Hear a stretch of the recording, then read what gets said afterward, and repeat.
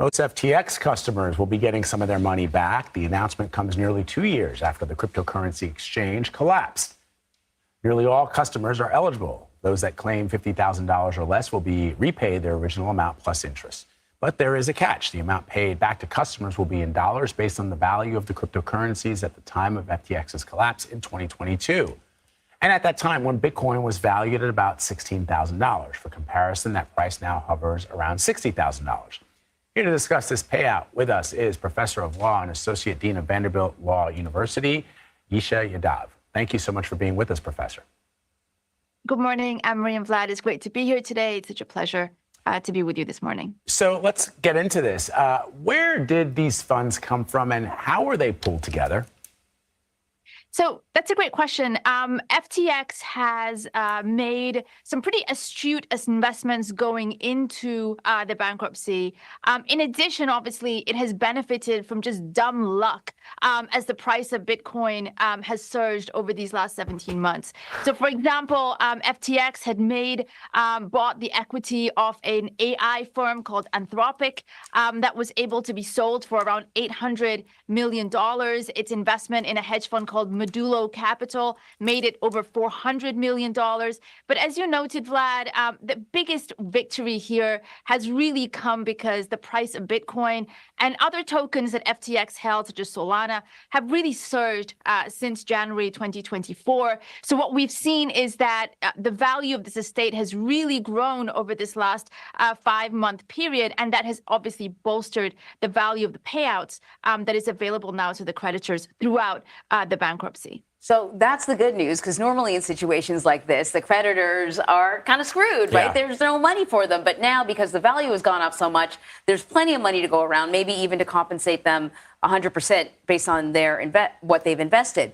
But the kind of crappy thing is, it's like they were giving FTX a loan all this time, and FTX has been able to make money off of their investment. Why did they decide to? First off, how does the conversion from Bitcoin to dollars actually work? And what was the reasoning for having the payout amounts connected to when FTX collapsed, that date?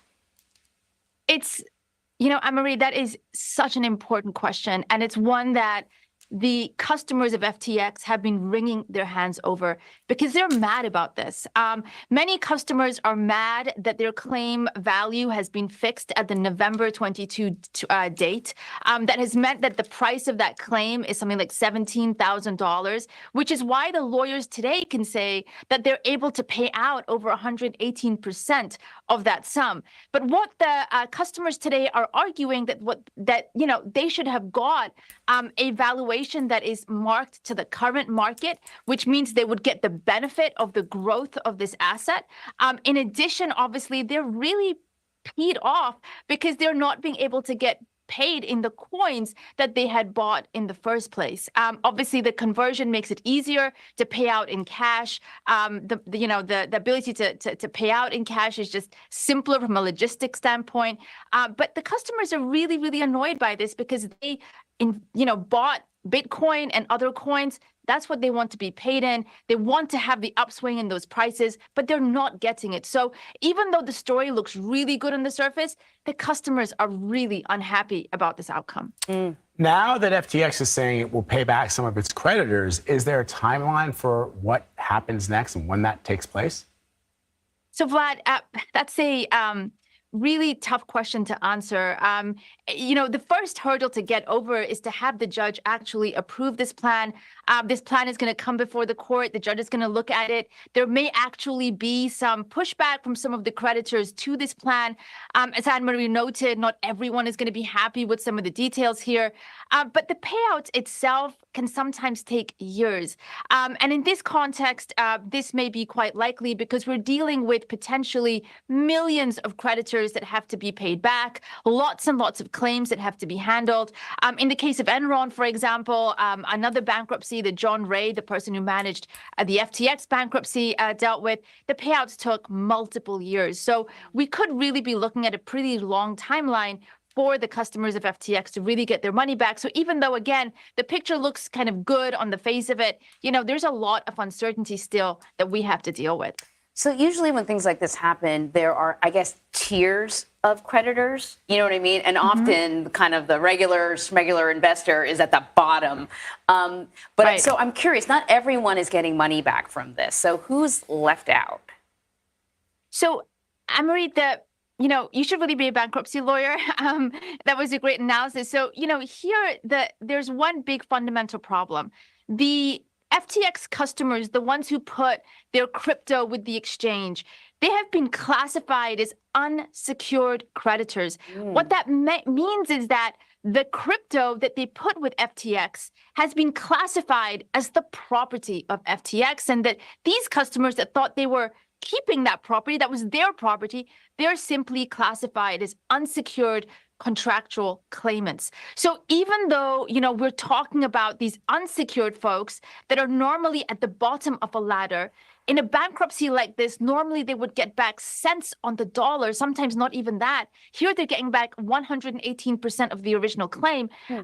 So that's one thing. But the bigger problem here is they're unsecured claimants. Were they to have been secured claimants at the very top of the tree, they would have got back potentially a lot more money. In other words, maybe even keeping the growing value of that crypto investment. That hasn't happened because of various aspects of our regulatory process. They have been classified as unsecured claimants. And of course, that means that they're at the very bottom of the ladder, Anne-Marie, as you said. And that is very disappointing for these crypto customers throughout. Wow. When it comes to crypto, it's at your own risk, right? And we're all sort of learning about it. Some people the hard way. Yasha Yadav, thank you so much.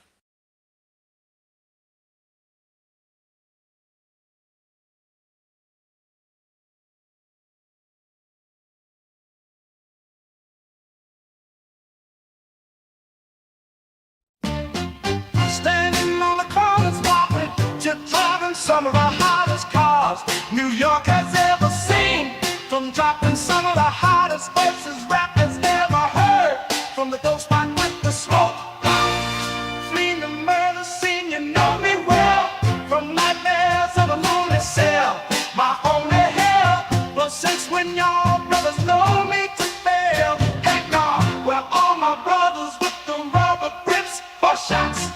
And if you're with me, mama, rub on your tits and whatnot. I'm from the school of the hard knocks. You must not let outsiders violate our box in my plot. Let's stick up the world and split it 50-50, Let's take the dough and stay real checky, And sip the Chris and get pissy, flowing beneath me like the memory of my brother Biggie, baby. You know it's hell when I come through. The life and times of Sean Carter, brother, volume 2. Y'all brothers get ready. It's the hustle.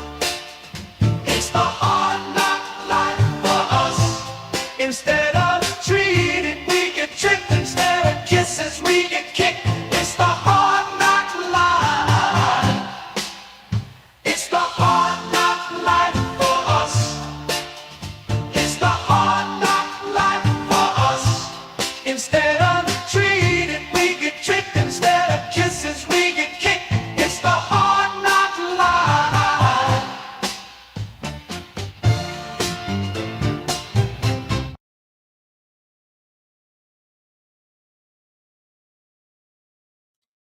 All right. That was quite the intro, but you want to know something? Recent news in regards to what happened with FTX, right? Needs to be shared. A lot of people, of course, got wrecked on that, right? Some members of our community obviously got wrecked on that. So nice to see some update in regards to that. It's going to be a good show. Again, I like to encourage everybody to smash the like. It does trigger the algorithm. So far, 25 and 25 roughly on X and also YouTube. Let's start off with the first comment of the day. And before we do, just like to remind everybody, please give me a follow on X for exclusive content over there. And let's start off with the first comment. Yes, it is from the one and only Tim Shea, who sprays from far away. Glad to have you, Mr. Tim Shea. Appreciate you, man. How's the mayor of crypto doing? The crypto commissioner. Represent the 589th district, XRP Army, baby. Mr. Tim Shea. Good to see you, man. Brittany is in the house. She said, happy Thursday. How you doing, Miss Brittany? Hopefully you're having a good one. Anthony Hall, dang, Max only hold 4 of 6 of these. Hey, that's all right. Some people only hold maybe a couple. You know what I mean? You're afraid to watch because you'll end up making you decide to fill up more on those. Wow. All right. Well, that's funny. Elon Musk, Mike Cornwell in the house. GG. Shout out to you, GG, for the Derec Alliance news that we're going to get into an update. Everything you see tagged, except for BSV, is part of that Derec Alliance. Got some big news in regards to BSV. Recent, I think posted either yesterday or day before. Big Coin Geek update. I'm going to give you guys an analysis about that, get more into it, and so on. And I also want to give a shout out to Michael Middleton. He pointed me in this direction, so that was cool. All right, let's also welcome Praetorian. Thank you for the DM back. Guys, shout out to Praetorian. We're also going to get into the LYX deep dive. Not tonight, but it is coming up here soon, okay? All right, and how about this? Even though it's not SHX tonight, my God, right? We're way up. We ate a 0 for SHX. Boom, baby. That's what I'm talking about, you know? $400 investments becoming like, you know, or I should say 600. Yeah, $600 investment becoming, you know, worth over 1,000 now. You know, that's pretty cool. We all love to see our bags do well, right? All right. Not complaining on eating zeros. Okay, let's go further down. Welcome Jim Miller, Yamaha Pacifica in the house. Great to see you guys. We also have Mr. Lambo's Crypto Talk. Boom, good to see you. Crypto Homes 777, good to see you. Mr. Beebs, aka JASMY not the scam. Let's go. He says, good evening. Or I'm sorry, good evening. Crypto, future crypto millionaires. Let's go. All right. Crypto Coin Guy, shout out to him and the Elmo token. He says, good evening, everyone. He hopes everyone's doing well. Thanks, man. Glad to see you. I don't have no price prediction on that, bro. I'm not into Pepe, but that's okay. I hope you guys do well. I'm always rooting for other people's success. I don't do the whole tribalism thing. I think it's stupid, personally, but I get it. Tone Chaser, welcome. Wow. All right. Well, that's good. You know? All right. Stuff Riders in the house. Boom. And yes, you must spray from far away. All right. What else got? Richie Rich is in the house. Saying hello to everyone. Good to see Richie. Black Rue Black is in the house. Hey, man. Good to see you, brother. What is BSL? You don't know this one? Bank Social, man. You know, so like I cover Clearpool. I did a deep dive about Clearpool. Bank Social is another one. You know, you ever notice a lot of us recognize other tokens and coins that have similar use case, but we don't just become a maxi on one? So that's why I want to introduce, or I already did, Clearpool to you guys a few days ago, right?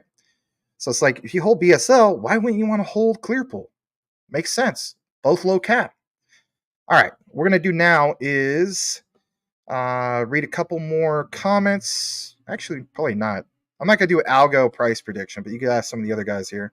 I do believe in Algo. I still hold a bag of that. And yeah, let's go. Let's just get into it, right? Like, you guys waited long enough. You know, don't exactly have those long intros all the time. We'll play that intro at the end as an outro, okay? I don't know if you guys noticed the little clip at the beginning. And it's not copyright, right? Because that was made through AI, you know? So it's Jay-Z, Hard Knock Life. Right, it's a hard knock life for all of us in crypto, you know? Especially those that got wrecked with FTX, unfortunately. Anyway. All right, so I'm not going to necessarily pull up a specific branding on this, but we are going to kick it into what we have in regards to the Derec Alliance, get into the nitty gritty. I'm so glad to be here with you guys. I kind of feel like I'm getting back into the swing of things, right? You know, 4 days straight. I don't know where Boomer effing Sooner is, but shout out to Boomer, you know. Boomer's rolling in his grave. Max being live 4 days in a row, right? Shout out to Boomer. It's Dog Monica. Anyway.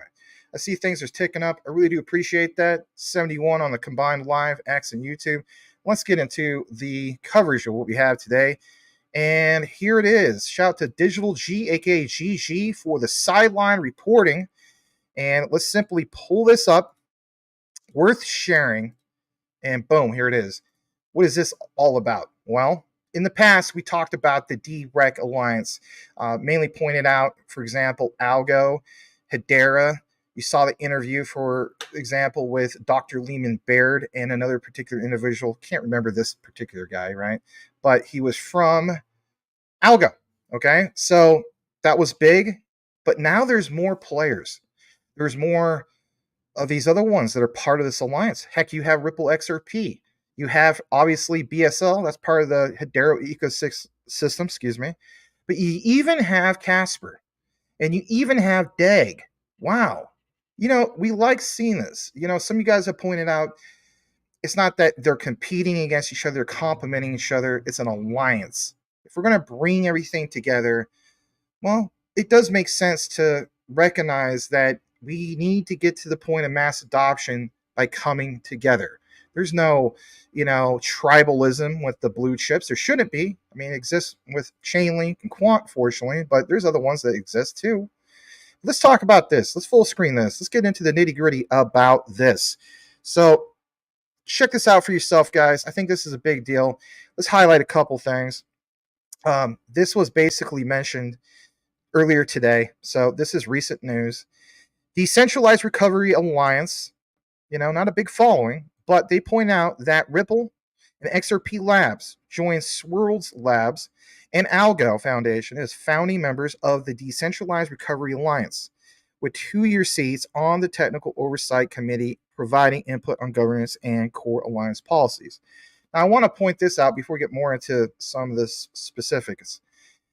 Originally, you saw that Hedera was going to lead the charge when it came to this, to come up with a mechanism where if you have new investors coming into the space, if they were to lose their seed phrase and so on, it could be recovered, instilling more of that confidence and so on. As you guys have seen, the market is, up today, not like super, super up, but, it is for the most part a green day. And that's in light due to FTX. There's a lot of doubters that still don't want to come into crypto because they feel as though that there's that trust issue. So seeing the news in regards to what you saw in the intro, well, maybe you didn't see it on the chopped up version, but seeing what you saw in the intro about not just CBS News, other news outlets reporting on what's going on with FTX is a positive catalyst and instills that confidence that needs to happen going forward. Now, for all of us that are in this long-term game, I mean, let's face it, we buy the dip, we stack more, right? There's no convincing on what we need to do in regards to, the research that we've already done.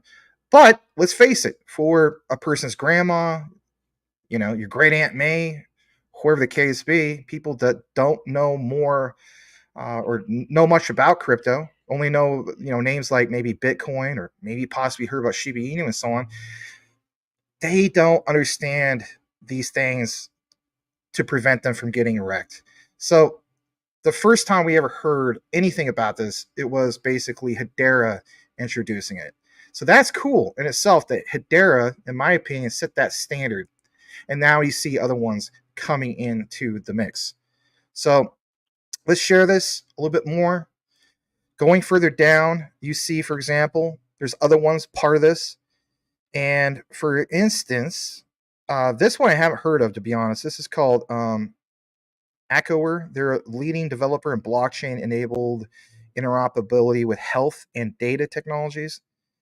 That's cool. You know what I mean? I mean, we always talk about healthcare, especially with Ripple. We also talk about it with Quant because Gilbert Verdi and his wife, but more in particular, like we talk about that with JASMY, right?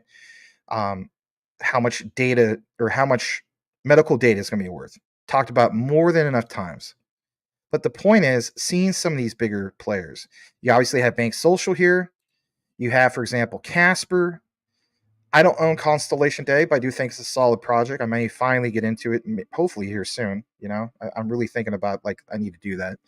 But yeah, they're part of the mix. And of course, obviously, Hedera. So yes, it's this alliance. It's the whole bolstering effort to simplify recovery and the adoption of crypto and, of course, other assets. Goes on to mention that these additions to the alliance represent a significant step forward for driving a collaborative multi-chain effort to develop open source, industry standard methodology for secure, interoperable, decentralized digital asset recovery. Again, recover lost seed phrases, and so on, right? Accelerating the global adoption of Web3. I like this. I really do. I'm going to be honest. I really like seeing that. You should see that right there, even if you're sitting on your couch. And it is a big deal, to see these, blue chip brands, your Ripples, your Algorand's, your Hbars, for example. We understand Cspr is probably going to get up there at some point, especially with what they got going on with IBM. But this is a big deal. And moving forward, you can go to this, and it gets more into it. You guys know me. I like to get more into some things. I'm going to drop into the comments for you guys. There it is. For you guys on watching on chopped up version, you will need to go to derecalliance.org. You will see it literally immediately because it's fresh. So I wanted to get into the top part of this, and I'm going to break down a few key things. So number one, let's zoom in a little bit more so you can see it a little bit better if you are watching on your couch, right? The comfort of your own home. Shout out to all you guys that worked hard all day, right? So it starts off with this about decentralized recovery. It starts off with Ripple, ironically, which is kind of cool. And it talks about how XRP Labs basically is going to develop wallets and other software for XRP Ledger, as we know, but them joining this alliance. And what happens when we have other ones join the alliance? What happens when we get more, like it says here, Web3 applications to become mainstream? That in itself, it's like you have to prepare for the what if, oh crap moments long before you get to the point of mass adoption. Because if mass adoption's there and you don't have any way that these people, you, me, and so on, can recover, right? Then that's an issue. Now, a lot of us, of course, as in a community, have already taken steps to, write all this stuff down and, 24 word C phrases. Some of you guys only do 12, right? Some of you guys don't want to do 24, whatever. There's no judgment. The point is, we already done that. But we're talking about, I guess you could say, the uneducated, the people that just don't understand this stuff. All right. So I appreciate that they're taking the liberty to go to the next step or take this further, right? To go the extra mile. As we get further down into this, you will see here that it talks about doing things to make things user friendly, gain widespread adoption by millions worldwide. What happens when it's 2030 and it could be over 1 billion, right? That's what we're talking about, right? Because that's where a lot of us feel like, yeah, that might be where the real wealth is. Or by then it's like, no, that's where everything's stable. Hey, I get it. Teach his own, right? We have different opinions. But the point is seeing the whole thing of digital assets, accounts, keys, passwords, et cetera, but more importantly, if you have to pick one who came up with this idea, boom, back to Dr. Lehman Baird. He's the one that, came up with the inception of this and had it materialize and had other industry players come to the table. And you see that literally labeled here. We saw interviews in the past, especially with Algo. As I got more into this, I decided to scroll further down. And one thing I do love is what you see here, for example, about even having XRP come to the table.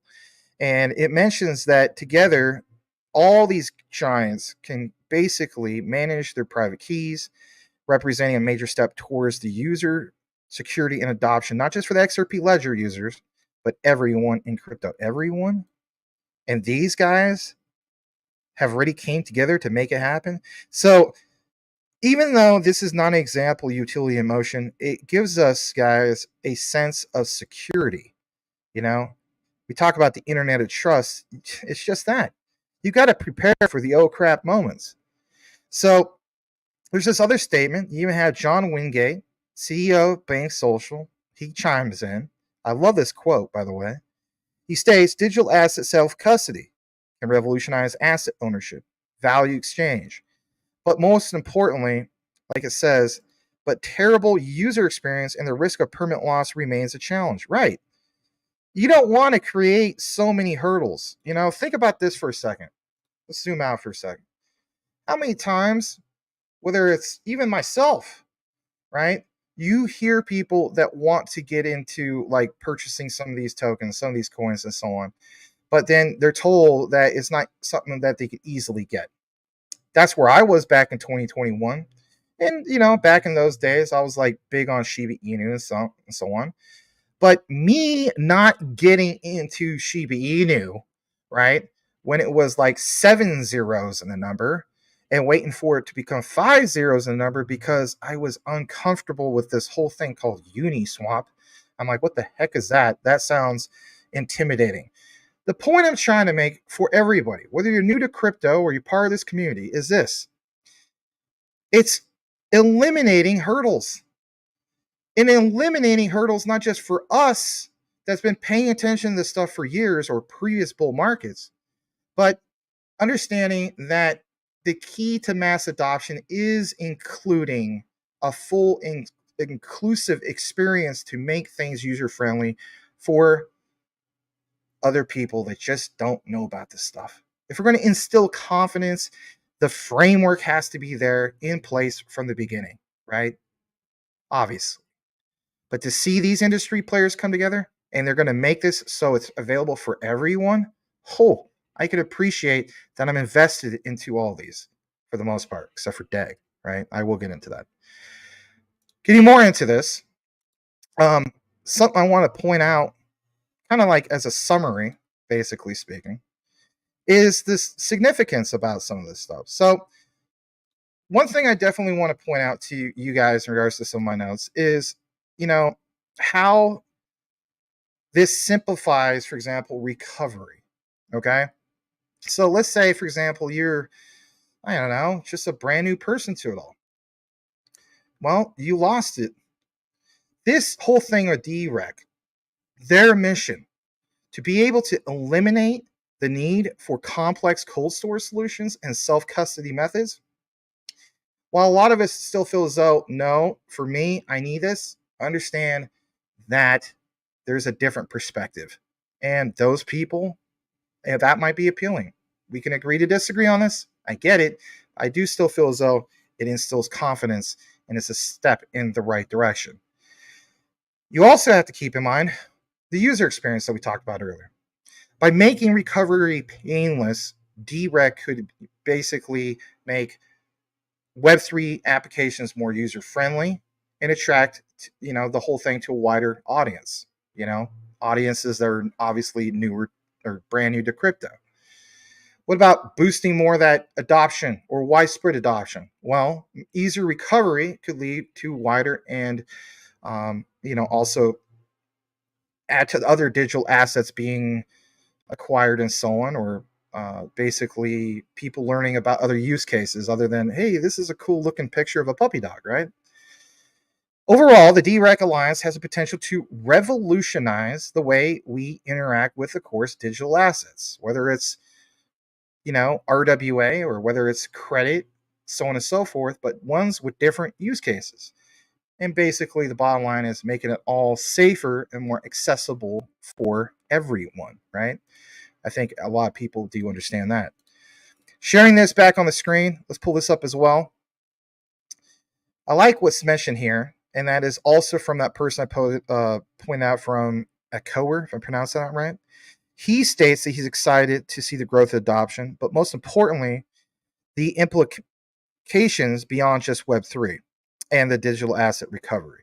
He looks forward to exploring in the work that they are doing in blockchain-enabled health data systems. Think about that in itself.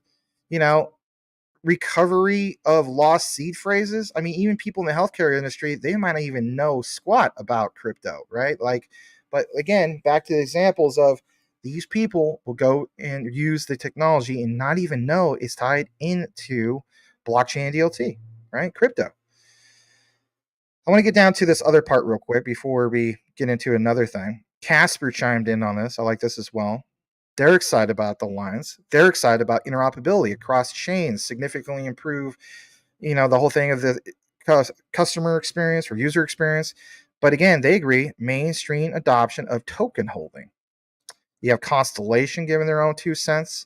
They feel as though that they like the idea that we're going to see exponential adoption, not only for regular users, but institutions that require these standards for secure key management alongside value creation. So across the board, for institutions, retail, and so on, you could totally see an agreement in regards to all of this. And I do think that is also very much worth pointing out.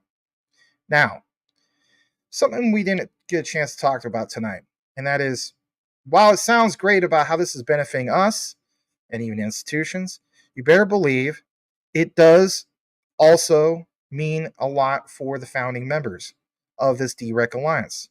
The members that are part of this have a leading role in shaping the alliance's governance and also the technical direction. They benefit from being at the forefront of developing solutions for key recovery and securing a strong position in the future crypto landscape. That right there, if anybody is paying attention to this, you have to understand how huge that is. Because for the people that don't research this stuff, what do? They only look at what's in front of them. Oh, the price of these coins and tokens, they're not moving. That's all you care about. What about your long-term investment? Understanding the bigger picture. Don't you appreciate that this alliance is looking out for the future and that they're not just focused only on the now? That's the way I look at it. But I want everybody to understand that while we have an alliance of members, it's very important to understand that these members specifically contribute to the greater cause. And what would that be? They contribute to policy discussions and development of Derec-based solutions. They benefit from being part of a collaborative effort to improve the crypto ecosystem, and most importantly, potentially gain competitive edge by offering user-friendly recovery options. That sounds good as well. Two more things I want to get into before we wrap up this segment in regards to the big update of the Derec Alliance. And that basically is the potential for a broader impact. Hear me out on this. We saw those quotes from that news piece, and it does hint that Derec's potential applications is actually beyond cryptocurrency. You saw the example of Algo. I can't probably pronounce that right. And I did point this out. While all the other ones have tokens, that one is in regards to health data. Algo mentions using health data systems, and it does highlight its possible role in securing other digital assets. The whole thing of lost recovery phrases or lost passwords and apply that over to health data, well, to me, that would be utility in motion. Just because we don't see examples being put into motion yet, understand we got to get to that point of mass adoption by instilling confidence, and even in the healthcare industry. All right. While several of these members of this alliance emphasize Derec's potential to improve user experience in the blockchain space, I want you to all understand that by simplifying recovery, even though you think maybe it's not a big deal, it could make self-custody and Web3 technologies more accessible, of course, to a wider audience. That's a win for me. That's a win for you. That's a win for everybody. All right. Now, this isn't about quant, but what about cross-chain and interoperability? As we saw, there's a lot of big industry players at the table. Ripple, Cspr, DAG, so on and so forth. Hbar, right? The alliance highlights Derec's ability to work blockchains, guys. And that's, of course, crucial for the whole future with diverse blockchain ecosystems. So ecosystems that get under the blanket of this, they will thrive because of the trust. We talk about internet of trust. If you can get people to hop on this because they already realize, hey, these guys took the time to launch something that was very important years ahead of everybody else. Wow, what's going to happen for the future for years down the road? All right, finally, I want to get into this. We have to talk about roughly three last things. Just hear me out. This whole concept of a reduced reliance on centralized services. Now, some of you guys who may not be fans of this are like, "Ha, this is centralized to begin with." You know, I hear you. But Derec removes the need for a centralized service to manage secrets, which can be a security risk, as we know, at a single point of failure. This can be especially beneficial for organizations that deal with, of course, sensitive information. We talk about JASMY a lot when it comes to sensitive information. You can respect the whole notion of the bigger picture. We already talked about improved user experience. I won't get into that again. But privacy focus, what is the privacy focus of all this? Well, Derec allows users to recover their secrets even if they lose their phone and, of course, other recovery devices. Say what you want. A lot of times when people lose their phone, the person who recovered it might do something kind of sinister. And if anything, guess what? I proved to my friend years ago that even though he has a password on his phone, all I had to do is hold up a black light to the phone and I was instantly able to get his path. You know? Yeah, it's more easier than you think. How do we take extra measures to protect people's seed phrases, lost seed phrases, and most importantly, personalized data? Derec offers strong privacy protections, you guys. Users don't reveal the identity or even the number of helpers, for example, involved. Additionally, helpers themselves are unaware of the secret they are assisting with. Interesting. A lot of times we're learning new things. Now, in closing, moving forward, maybe you don't feel like it's a big deal. I feel like it is a big deal.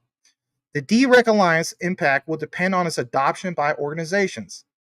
So I want to get into what it means for the different parties involved, and this will, of course, close it out. So organizations are part of the mix. Joining the Derec Alliance, you better believe you're going to see more now. Obviously, we saw Ripple hop on it. So that tells us that it's not just Hedera, it's not just Algo anymore, right? We have Cspr, we have Ripple, we have some of these other ones, DAG, Constellation, right? But joining the alliance allows all these organizations to leverage a secure and user-friendly solution for managing secrets. This can lead to improved security, posture, and potentially reduce reliance on vulnerable centralized services. So the label of being centralized, is it really centralized? Just throwing that out there. What about end users? Well, the adoption of Derec by organizations can mean more secure and user-friendly methods, of course, for recovering lost access. We talked about that earlier, but just in case you missed that. And last but not least, a growing alliance, guys, in regards to these members. An alliance of members, yes. With more organizations adopting the protocol, you better believe that's going to strengthen its overall security and legitimacy. And last but not least, overall, the Derec Alliance has the potential to significantly improve the way secrets and phrases are managed, offering a more secure and user-friendly, privacy-focused approach. How cool is that? We'll continuously try to follow this, but let's be honest, at this point, you're going to see more players coming to the table, and that's a win for all of us. So that's going to conclude the update in regards to all of this tonight for the Derec Alliance. The next particular coverage we're going to get into is this big update in regards to IBM, GATE2CHAIN, and Trace, and of course with the Bitcoin Association for BSV. Smash a like if you appreciate the coverage. Let's kick it back into the comments. All right, let's see what we got here. Hopefully I didn't skip down too far. Let me double check the other screen, making sure everything's good. I think it is. All right, so let's see here. We have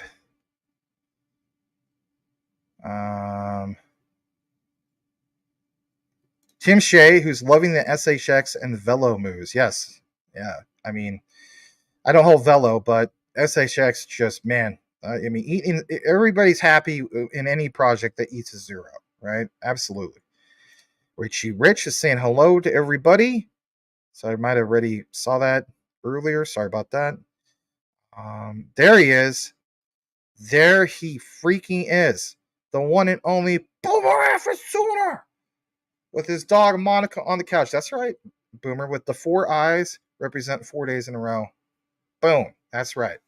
You know, you don't have to get the major league manager out, right? Talking about a winning streak. That's funny. Yes, it is. We shared that, I think, the other day, which was cool. All right. Greg Beatty. Good day, mate. How you doing? I'm doing pretty good. How you doing, man? Thank you for being here. All right. Crypto Homes 777. Did anyone see ArcBlock's partnership with Google and their startups cloud program? No, I don't cover ArcBlock, but man, that fear of missing out, that was when I was going to pull the trigger on a while back for real. Really was. Man, it did a 30 freaking X, right? So shout out to the content creators that obviously cover that. You guys know who some of those guys are, right? But yeah, I mean, ArcBlock, man, killing it. If you guys got into ArcBlock like this time last year, man, are you killing it? Or even was it yeah, I guess you could say this time last year, right? You know, summer 2023, right? All right, let's see here. Yeah, you're talking about Trump. Yeah, it is. I like how he worded it too. You know, it's like he didn't beat around the bush. He was pretty direct. You know, you like that. You know, I mean, even if people don't like him, I like seeing that. I thought it was pretty nice. Mr. Lambo's Crypto Talk. Holmes, no. Oh, you're talking to Holmes. Okay. All right, let's go further down. You see Apple render connection. Yes, absolutely. Cool Cat Coding is in the house. Cool Cat Crypto. Welcome, welcome. Boom. All right. HTTTR all day is checking it, saying hello to everybody. And what else we got here? Cool Cat says, taking off again. He expects $30+ on silver soon. Awesome. Praetorian. Today he sold his bicycle to buy 10 QNT. Soon half QNT will buy $100. Oh yeah. Or like, oh, I get that reference. Like, you know, instead of bicycles, going to the, buying a whole bunch of ninjas or something. Those ninjas scream, don't they? Man. They're the definition of crotch rocket, right? All right, Corey Beebe says, yes, silver has been consolidating for like 30 years. It's time for a big move. All right. HTTTR all day. Quant is a long term for him. He reached his goal at 500, so he's done. Wow, man. I would kill to have 500 quant. That'd be awesome. All right. Yeah, I agree. That would be kick. You know what? All right, let's see. IBM freaking lows. GATE2CHAIN. Yeah, we're going to talk about that. I'm sure you already saw a lot of the news. It was either yesterday or day before. So, guys, it's pretty recent. Shout out to Michael Middleton for providing some of the info. Thank you. Appreciate that. All right. Let me go further down. And I think we're at the bottom. And what is this? Kevin Costner. Huh. All right, River. Welcome, welcome. Let's get into the next part of what we have. It's the last bit of last bit of coverage that we have tonight.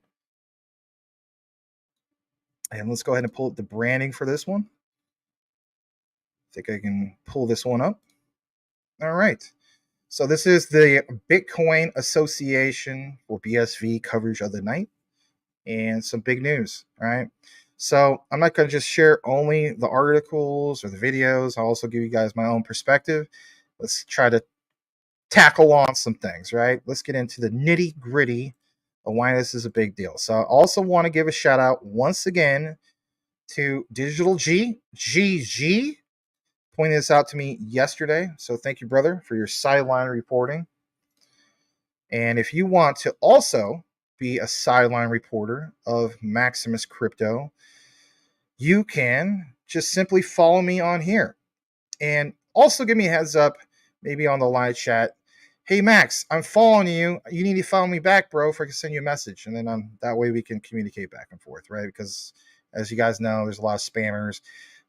Also, just a disclaimer, I only have one account. It's this, DPG Maximus. That's it. DPG Maximus, not DPG Maximus _ or DPG Maximus dash or any of that nonsense, right? It's just DPG Maximus. This is it. with the blue check mark. All the other ones are fake accounts. Those are all scammers, people trying to become, be me. Why do people want to pretend to be me? I mean, you think that, some people want to try to become, I don't know, somebody else, like of all the people in the world, they're going to impersonate me. That makes a lot of sense. Okay, whatever. Anyway, this is the one and only one. Okay. All right. Let's get into it. Yeah. So thank you again to GG. Let's pull this up. And basically, here was an announcement that I want to get into. So we're going to go ahead and just share the bigger one. It's a patent, guys. Yes, a patent. Is this new? It is new. I'm sure Cool Cat might know about this because Cool Cat is pretty much up to date on a lot of this stuff. So, like you see, sorry about zooming in and out. United States patent right, for example, you have this thing of systems and methods for mining on a proof of work blockchain network. Applicant is N-Chain. I'm just double checking that you guys can see that. Yeah, you can. Yeah, applicants N-Chain. Who are the inventors? Craig Stephen Wright, John Fletcher, some of these other guys you might be more familiar with. Who's the assignee? N-Chain. Okay. As we get to the right side, how recent? Well, boom, guys, look at that. May 7th, 2024. This is giant scam, right? Well, not exactly. Okay. Let's take you to another thing. We do reference Justia patents, do we not? Yes, we do, especially when it comes to all the patents that we share with or JASMY, right? But this isn't JASMY, right? This is Bitcoin. And let's also get into this. So you will see some references here. And look what it says, right? This references what happened back in 2020. So this is all like an update. But interesting back in 2020 of systems and methods for mining on a proof of work blockchain network. And how it literally laid down, I guess you could say, some really important things, especially from these cross references, the technical field aspect, gives you background about it all. But it's all verifiable. They have a summary here that I decided to get more into. But most importantly, the reason why I want to bring it to you guys is because when you go to this here, you see from this guy named Learn BSV, shout out to him. You go further down, he gives you the link to that Justia patents. But look who decided to chime in. Yes, that's right. BSV blockchain decided to chime in. Now, why? Well, because they mentioned that the BSV Association was very well pleased to announce the launch of the new network access rules called NAR for the BSV blockchain. Dive into the details. Well, you guys know me. I do these deep dives, right? So is this just something to talk about just for the hell of it? No. I do feel as though it's a big deal because, for one, it's recent news in regards to Bitcoin. So let's get to this. Let's just simply share this. Look at this, guys. I know I'm on the screen. It doesn't matter. Back in February, you have this reference. And boy, was it ever a reference. It talks about how Bitcoin BSV Association launches new network access rules. And talks a little bit more about this whole thing of NAR. And why is this worth pointing out to you guys? Well, it mentions how they made a set of rules for regulating the relationship between the BSV Association, of course, the nodes on the BSV network. Most importantly is this. They are based on what the original Bitcoin protocol, guys. Rules and those set out in the Bitcoin white paper. So my thing is this. You know where we're going with this. Cool Cat's right. Shout out to Brother Cool Cat. Why is that? Because we should all pay more attention to the tech compared to, oh, I already got the summary judgment. I already saw what I needed to see, and I'm good. If you see examples continuously of other companies, one in particular here in a bit, that is literally giving us updates about what they see in all this, taking it to the next level, Do you think they give two about Craig Wright? No, not really. They care more about the tech. That's where it's always been with me, to be honest. And yeah, years ago, I was kind of on the fence of covering this. But Cool Cat, when it showed up about it, and then as I researched it more, I was like, well, you know what? God bless them. Because you want to know something? It's the tech. So there's value in that tech, at least in my book. Check this out for a second. We're going to get more into this. This is zoom in. You will see how it talks about this, even back to the reference of the white paper. Yeah, referencing the white paper. Why? Because in the Bitcoin white paper, like it says, it offered the opportunity to obtain up to 20,999,950 electronic coins in the aggregate if they abide by certain rules, including but not limited to the Bitcoin protocol rules and those set out in the Bitcoin white paper. This offer is known as unilateral contract, guys, and it adheres to the protocol. Yeah. Another thing that was worth pointing out. Talks about collecting, validating, accepting a block, collecting transactions into a block, attempting to find proof of work for a block, or broadcasting a block. Sounds like utility motion to me. Talks about how to achieve this. You have common framework with clear standards, practices for nodes, and how it's essential. So there's an update, right? And you saw that basically in what? In this reference. Interesting. This patent. So is this just all nothing burger? Apparently not. Definitely not. Because even in this, it talks about, for example, it's hard to see it, I know, but being able to select a committee of trusted independent computing nodes, how each node is trusted in the committee, and how it generates a parallelizable, I can't even pronounce that right now. It's hard to read. Multi-party computational challenge, and how it all basically references miners, proof of work. Again, proof of work. There's value in proof of work. We know that, especially with what's going on with Cspr. Mine Cspr. I'm glad I do. All right. I want to share this with you as well. Let's jump back to this. Gives you the role of the BSV Association. But what I really, really like here is where I saw this explanation, if you will, when it comes to what it says here about the full copy of the rules and explanation, basically, of the different terminology. Okay? Before we get into that, I want to give you just a little quick thing about this because we talked about NAR. Okay? So NAR is the network access rules for the BSV blockchain. Hear me out. Some of this stuff I understand goes kind of above people's heads and so on, and that's okay, especially if you're new.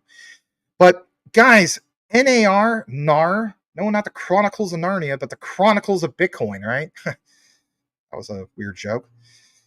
It formalizes expectations for BSV network participants. This is where a lot of people feel as though that you don't need anything about BSV. And, nothing against Satoshi. Some of you guys saw maybe the little back and forth on X. It's okay. I respect his opinion and so on. I understand he's just gung-ho on BSV only. And some of you guys, the hardcore guys, may be that same way too. And you don't like me talking about other things, right? I'm an investor. I'm going to be into all sorts of things, whether people agree with that or not. I just want to throw that out there. But we are talking about BSV, and they're talking about the thing about NAR, and most importantly, network participants. Who are some of the network participants? Well, you know who some of those ones are, but most importantly, the whole thing of NAR outlines a set of rules based on the original Bitcoin white paper, the protocol, right? It provides clarity, common ground for what is considered, quote, honest and lawful behavior, right? And the laws that were referenced, when I get more into this, take you back to, for example, England, right? Hence why you saw the trial basically being, hosted there and so on. So, honest and lawful behavior on the BSV network. What about the whole thing of a legal recourse? What does that enable? Well, the framework in itself allows legal action, basically speaking, to be taken against what, guys? Nodes. And most importantly, when it comes to the nodes that breach the rules. This could potentially deter malicious activity and promote a more stable network environment. Boom. That's not a mic drop moment, but that's a big deal, because guess what? For stupid people like Elizabeth Warren, I'm not going to be apologetic on that. Stupid people like Elizabeth Warren, who wants to point out, well, why would you want to use this, technology? It basically was, look at the past. You had Silk Road, and you had all this illicit activity and all this, drug trafficking and so on. Okay, hello, look at cash money. Yeah, and then look how we're trying to get away from that. And last I checked, there was more that was done in fiat than Bitcoin could even come close to, right? But what about the whole idea that this specifically is going to, with these patents that are put in place on this update on May 7th from Dr. Craig Wright and nChain, to deter malicious activity and promote a more stable network because you have the rules? Oh, they're not building anymore. They're not doing anymore. He's just a charlatan. Give me a break. This increases legal certainty and confidence, and I like seeing this in light of all the nonsense that's been happening lately with all the bickering back and forth, like, oh, I don't want to get involved with this because of charlatan. Hey, I want to be involved because the freaking tech says there's nothing that comes close to this tech. Nothing, right? We know that Terranode, last report, 9 million TPS, but most important, increasing legal certainty and confidence. We need more confidence, because guess what? Yeah, we recognize that some bad news happened, but by having a published rule set, the BSV Association aims to give users and nodes, more importantly, confidence in what, guys? The network, the stability, the future moving forward. It could attract more businesses and applications considering using BSV. That's the point. Because want to know something? When you get even more into it, you understand that the BSV Association, their claims to NAR, aligns with the vision that's laid out in the original Bitcoin white paper. It could be seen as a positive for those who believe BSV stays true to Satoshi Nakamoto's original vision of Bitcoin, baby. That's what I'm talking about. What does it mean for BSV moving forward? That might be worth pointing out. Well, you got to keep in mind, it could potentially lead to a more stable and secure BSV network. And at the end of the day, to do what? Kind of like back to our coverage at the very beginning of the show. Attract new users, fostering just that, guys, the growth. However, some may criticize it all. Oh, they're introducing formalized rules. This doesn't sound decentralized to me. This sounds centralized. Okay. I'm going to take you now over to what caught my eye, instead of just being a content creator that just does the typical fluff and, oh, I'm sharing an article, blah, blah, blah, right? Look at this for a second. This is worth pointing out, because you want to know something? You know how I always say the research trumps FUD 110%? It does this time, especially this time. Look at this, especially if you hold BSV. And even if you're a naysayer, it's just like BSV scam, right? This is real, true Bitcoin. We got to stop calling it BSV, right? Look at this. This is really cool. Enforcement rules. This caught my eye. This is from nar.bsvblockchain.org/network. I'm going to drop it into the comments for you guys on the live that are nerding it out with me right now. So what you'll see here is basically this. Go to this link, verify it for yourself. Let's get into the nitty gritty. All right. So I didn't want to get into about 2 or 3 hours of this. You guys are more than welcome to. Maybe Cool Cat will, because Cool Cat does what he does. But guys, it's this part about part 3, enforcement rules. Okay. And why that's so important. So look what it says.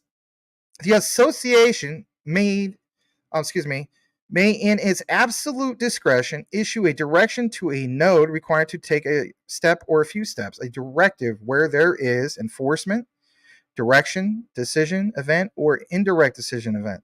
In the rules, the term directive event refers to any of the events in this clause. These directives, or events I should say, are defined below. And look what this. It's the obligations. It says here that each node will promptly comply with the requirements of any directive applicable to it following receipt of notice of the directive, and in any event no later than the time of compliance, which is specified. So it has things already written for to be abiding of the laws and so on. See what you want. This is why Gary Gensler can never really truly go after Bitcoin. But what about the real, true, original Bitcoin, right? That's the way I look at it. So I got to this last part about the restrictions and the directives. It states here that the association may not issue a directive where there has been no directive event. The directive may only require nodes to do any of the following steps, and that is freeze specified coins in unspent transaction outputs, blacklist or whitelist specific IP addresses or peer connections in the node software, reassign frozen coins, or even invalidate specified blocks. They're not trying to pull a rug pull or create nonsense that you see, for example, in a smart contract. What's the purpose? Well, it's to be, or I should say, ensure compliance with rules. Or how about this? Laws. Look at this. There's an indirect decision, for example, to give effect or to enforce the indirect decision in regards to ownership, possession, transfer, content, or even control of BSV. So I can appreciate that. And to give you a little bit more about this, because I know it sounds a little Greek a little bit, right? What I gathered was in regards to the enforcement rules, just to elaborate a little bit more, to instill confidence, okay? Let me see where I'm at on the screen. It's what it means for BSV moving forward and so on. So for one, guys, I want you to understand that this will formalize the expectations for BSV Network and, of course, their participants. NAR outlines a set of rules, of course, based on the original Bitcoin protocol, like I pointed out, and it does provide clarity on quote-unquote honest and lawful behavior on BSV. Enables legal recourse, talked about that earlier. But what about increasing legal certainty and, of course, most importantly, confidence? You guys got to keep in mind, by having a published rule set, right, the BSV Association aims to give users and nodes more confidence in the network stability and, of course, the future. Does this fall in line with the original protocol and, of course, BSV's vision? Hence why it's even called Satoshi vision moving forward. Yes, BSV Association does claim that NAR aligns with the vision laid out, in, of course, in that original protocol, but most importantly, could aim to set a positive structure moving forward for BSV because it stays true to Satoshi Nakamoto's original vision. Last but not least, moving forward, you also got to keep in mind that the enforcement in itself basically means more of that compliance, more of that stability, but also being able to have legal integration. Now, I do want to point this out. So, when we talk about LCX, a lot of people feels like, hey, great that, the Liechtenstein exchange is obviously in Liechtenstein. But this in itself creates a sense of legal integration. The rules consider legal decisions from England, Wales, and even Switzerland. Listen to this. And it ties the BSV network to a specific legal framework. We're always talking about legal frameworks, compliance, and so on. But it can be seen as a positive for those seeking clear legal boundaries. Like who? Maybe the SEC? Just throwing that out there. But it may be viewed negatively for those who prefer a completely self-governing blockchain. I think there has to be balances, right? And we're going to see more of that in regards to specifically regulations. What about the whole thing of transparency requirements? Back to the whole thing of nodes real quick, and we'll get into the next part, right? Nodes are obligated to inform the association about potential rule violations and provide relevant information when requested. You better believe it's going to promote transparency, of course, within the network. Now, we understand there's going to be a long-term impact of these rules, and BSV will basically be dependent on how they are implemented and enforced in practice, but I think it's a move in the right direction. We're going to take a pause now, basically, to kick it back to the comments, and then we'll get into the main highlight tonight, which is basically what you see on the screen. Trace, IBM, GATE2CHAIN, this update in regards to them and BSV moving forward, Bitcoin moving forward. So let's take off the branding for just a second. Kind of helps me later on when I chop it up. pretty decent numbers for the most part. Always way more on YouTube. Sometimes we have 50-50. So 146 combined, only 30 on YouTube. Most of you guys are on X, 116 over there, but that's okay. I count my blessings every day. All right. So let's kick it back to the comments. I know some of you guys have some. Like I said, good to see old River. Are you, did you have fun at the Canucks game the other night? All right. Yes. Mobius V. Cat no, but won't spoil surprise. Scam. That's funny. GG Max, them people with fake DPG accounts, they choose you because they would be a fake somebody than a real nobody. That's a good point. But I'm just saying, I mean, like, why not just make an account of somebody that has way more, I don't know, more of a following and so on. But, I don't know. I guess it's flattering to a sense. I mean, I prefer if there was none, but I don't know. Maybe it's good problems. Who knows? I just hope nobody gets scammed by those guys because that makes me feel bad because somebody's using my name and my image, All right. Dennis Leal, Francisco, BSV Association visiting and meeting with representatives is bullish signs. Meta just want BSV to educate them. Great point, brother. I'm glad you said that. That is literally how I feel too. Cool Cat says he heard that the government is going after Block and Jack Dorsey. Yeah. I mean, you see him at the Super Bowl. He has a Bitcoin shirt or whatever it is. Where does it say Satoshi Nakamoto or something like that? And it's just like, yeah, you're all gung-ho on slow tech. I don't know. Some of these guys just kind of makes you shake your head. Let's read this from Digital GGG. He says, not sure if you said, but N-Chain has 6 patents published on 5/7/2024. I forgot to mention that. Thank you for mentioning that. Yes, you're right. 6 patents, guys. Yeah, I should have pointed that out. I'll try to, maybe I could just make a quick clip pointing that out. So, actually, I'll just do it right now. N-Chain, 6 patents, basically, published on May 7th, 2024. All right. Let's read another one. GG says, what N-Chain is doing with these patents is like whoever owns the color blue, as an example. That's a great way of looking at it. That's where huge money is at. Good point. All right, let's read this from Cool Cat. BSV is exactly what the system wants while pretending they hate it. Well said. Quantitative tightening. Hello. Love the content. Well, thanks, man. I'm glad that you do. Come join our community if you haven't done so already. Anybody that's listening for the first time, I know there might be some random guy driving down the road. He's listening to this right now. If that is you, I just want to say thank you for tuning in. It is more than appreciated. Don't ever text and drive, but shout out to all you guys that do that. I do get reports that some of you guys, send me a DM for the first time and so on. But guys, always welcome people you never seen. Please welcome. Let's just call you QT. All right, is that cool with you? Hopefully it is. Always welcome people. That's a cool avatar. I like that. All right, Boomer. F it sooner. He says, I wonder if the fake DPG accounts have a gratitude. You crack me up, bro. All right, we're going to use that as a bookmark. We're going to get into the last bit of coverage that we have. Let's clear this out. This is good. Maybe you thought that the other was too technical, and I get it, guys. But I did want to point some of that out. It kind of helps with the outline, gives you an idea of like where things are going, right? So I like that.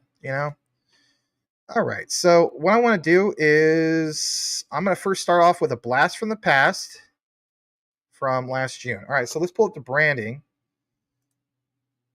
This will be the last segment. And of course, we'll get into some comments and stuff like that. So give me a second. All right. Welcome back. This is the last segment of the night. Please smash the like. It definitely helps trigger the X algorithm and also the YouTube algorithm. I always want to say this. I'm always grateful for any of you guys who sub to the channel, that appreciate the content. You may think it's silly to smash that like button, but it's free. It doesn't cost you anything. Of course, if you're driving, be safe. Don't do it if you're going to cause an accident. All want to see you guys, reach that finish line of generational wealth, right? Absolutely. So here's a virtual dab. Let's get into the last part of what we have. Let's present this. I'm going to first start off past and bring you to the present. Okay. I promise you're going to appreciate this. So on this report, This was originally from June 5th, 2023. And basically it's Trace, okay? You guys, for the most part, have been following this. Cool Cat and so on. I don't remember necessarily covering this last year, but I do still feel as though it's more than significant because we have been wanting updates about who are the other businesses, corporations, and so on that are literally going to be utilizing or currently are utilizing Bitcoin Association, tech, original Bitcoin, BSV, their tech moving forward. Because some people point out, everybody's getting out. Oh, yeah. Ever since, it's been verified that, Craig Rice is charlatan, everybody's getting out. Oh, yeah? Really? You really think so? Let's give you an example on this. And of course, let's give you a blast from the past to bring you to the present. So let's zoom in. And what do you see? You see here that back in June of 2023, it says putting the world on chain with Trace, IBM, GATE2CHAIN. But what really caught my eye, basically, was that, as you can see, Trace, if you're not aware of it, the brainchild of IBM and GATE2CHAIN, is a blockchain-powered platform that facilitates the creation and tracking of digital twins across the entire supply and distribution chain. This is, in my opinion, all you need when it comes to this whole notion that people want to say there is nothing there with IBM and BSV. You just have interviews. You know how many times I've seen that in the comments on the recorded videos? Yeah, you guys who don't, see all the comments all the time, you miss out on all this stuff. So many people point this out. All we got to do is just take the extra steps to research it more. So did this go away? No, of course it didn't go away. So I wanted to just share that with you because I thought it was a big deal. And then I also like how they shared back then their primary objective. What is that? It's to solve everyday problems for real world businesses, simplify the integration of blockchain tech into business processes. What kind of tech? Well, probably the one that has the supreme TPS, that has nothing, like nothing else matches it. Yeah. So it says here back then that Jessica Yam, if I'm pronouncing that right, operations and business development manager at, GATE2CHAIN looks at it, but it says that Trace requires what, guys? No native tokens, no miner fees, and none of the volatility often associated with blockchain tech. But guess what they do? They use the BSV blockchain. Yeah, boom, right there.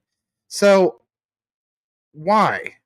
Right? Well, the Trace platform allows users to create that digital twin, essentially a token of any item, and store valuable information within them. Aha. Yeah. Like another moment of, like we joked around the other day, Coming to America, I don't know if it was Eddie Murphy's character song, but the guy in the barbershop, right? This is your Why is that? Because when you hear Michael Saylor, and I have nothing personal against him, all right? I'm not that type of guy. But he's very passionate. And he's made numerous examples of, he has friends down in Wall Street. And they own buildings in New York and so on, down in Manhattan. And he's just like, Bitcoin is not about,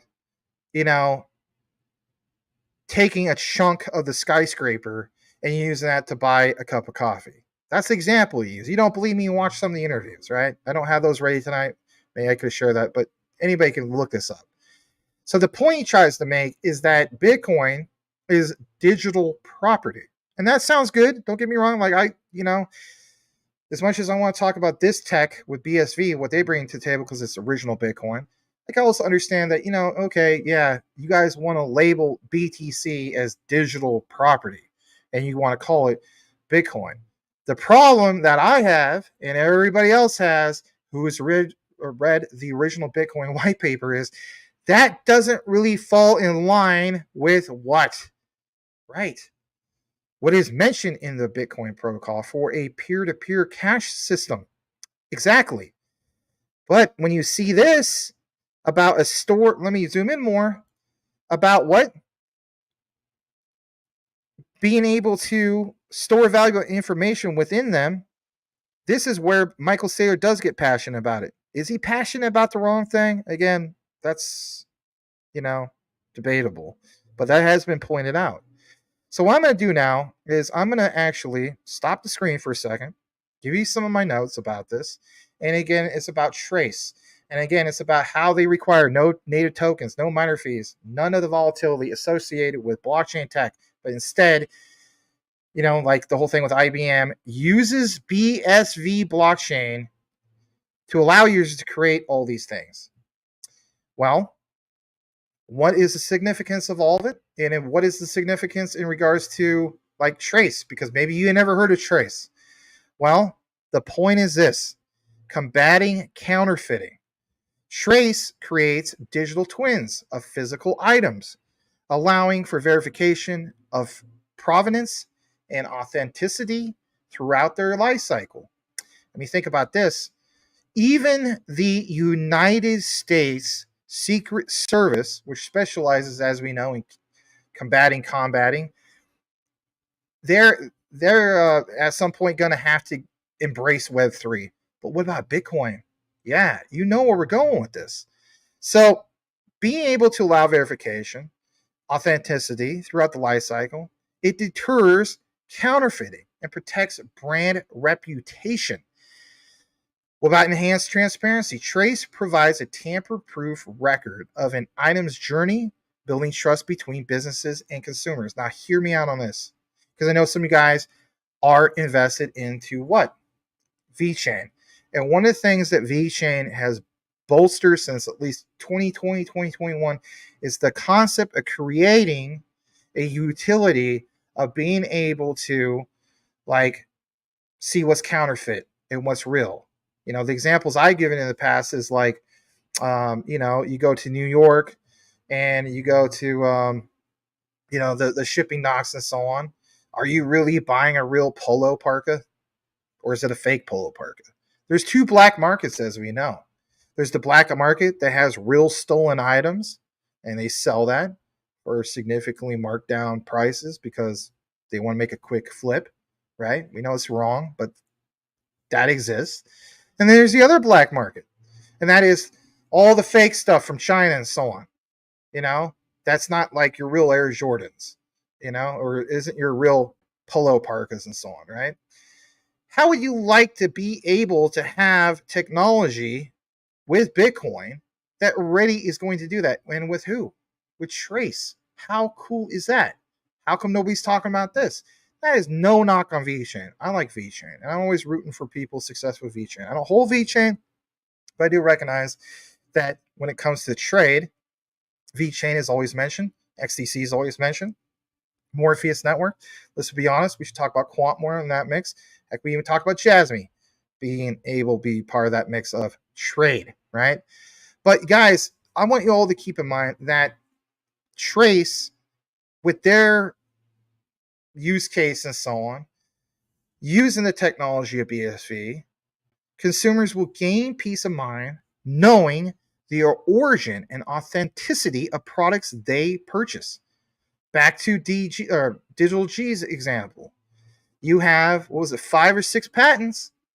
Yes, on that update on May 7th. And this expands on all this? It does. Kind of have an idea how this all comes together. What about the benefits, not just for Trace, but, let's get back to where we're at. BSV, because we hold BSV. Well, 3 main things I want to get into tonight in regards to those benefits. This showcases real-world application. Isn't that where it's at? Yeah. Trace demonstrates the practical use of BSV blockchain beyond just crypto. Who's another example that does that I talk about all the time? Quant with the Overledger, right? Tokenization of real-world assets. And look what BlackRock's doing. Look what the Abyss is doing. But when we talk about the original Bitcoin and what they're doing, this is why I hold it. I recognize the tech. I'll recognize any tech that has value. If it has value, I want to be part of it. If I can. I can't buy everything, right? But ones that stand out, I'm going to pay attention to that, especially ones that just smoke the competition. What about attracting new businesses? Benefits for BSV. Well, the successful implementation of Trace can attract companies.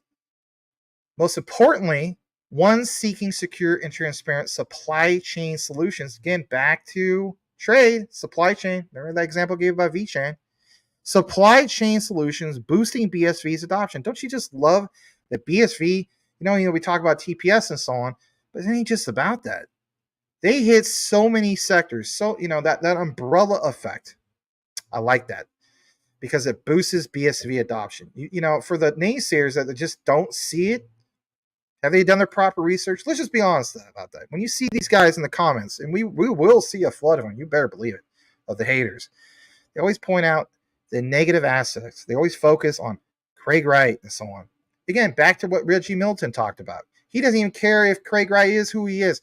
But guess what? You had a guy who was all out on BTC who recognizes, BSV.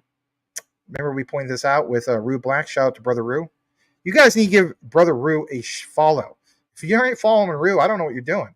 He brings you guys great deep dive content just as much as I do. You appreciate deep dive content. You follow Rue Black at Black Rue. BLACKRUE. Shout out to Rue. Look forward to having you. Hopefully back next week or whenever you're come back. All right. What about the whole thing of strengthening the ecosystem? I talk about Stellar a lot, do I not? I talk about trying to get a thriving ecosystem with Sormon.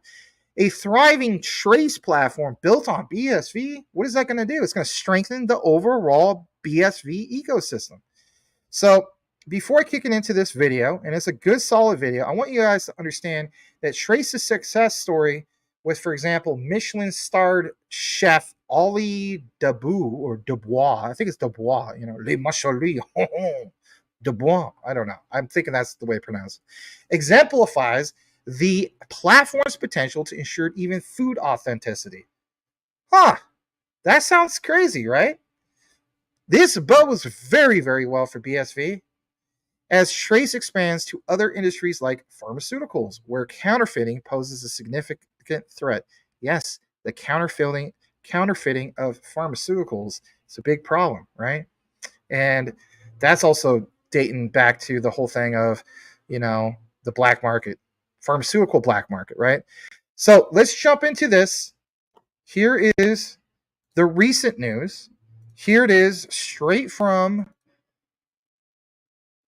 I believe, I'll give you guys the link, CoinGeek, right? CoinGeek always does an excellent job of giving you guys updated news for BSV.